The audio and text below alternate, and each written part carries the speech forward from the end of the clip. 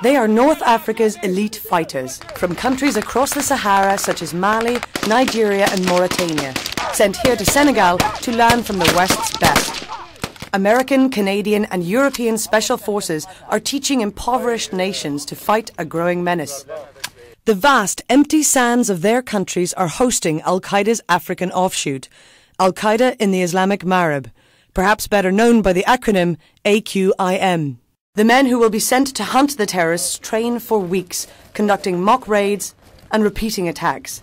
It's a tough battle, especially when resources are low. With these guys, it's just limited resources that they have and their ability to train with lack of resources. This is a new unit that we've stood up in the last few months, and they're non-operational at this point, but the end state is hopefully they will be one day. Their trainers won't give their names, as they are all still active in the Special Forces. But this is a rare inside glimpse of an otherwise unknown front in the fight against terrorist groups. While much of the world focuses on Afghanistan and Iraq, the battle against terrorism across the Sahara is crucial. Countries in the African Sahel have long had a problem with banditry and drug smuggling. However, now what's causing increasing concern to the wider community is Al-Qaeda here. Al-Qaeda in Africa are able to operate in the wide open spaces, and kidnappings of Westerners are on the rise. It's a lucrative business model. Ransoms for snatched Westerners are often met, providing millions of dollars in revenue. If we just think about it in a pure business model, the hostage for ransom system that AQIM is doing is it's building up its franchise with greater capabilities and capacity.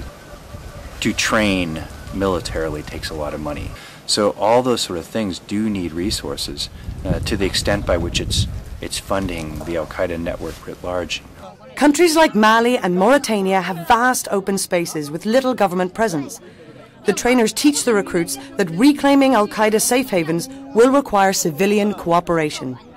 African troops move from shooting practice to treating the sick. Sometimes the battle for hearts and minds requires showing that you can take care of your own. I think AQIM has a foothold, or has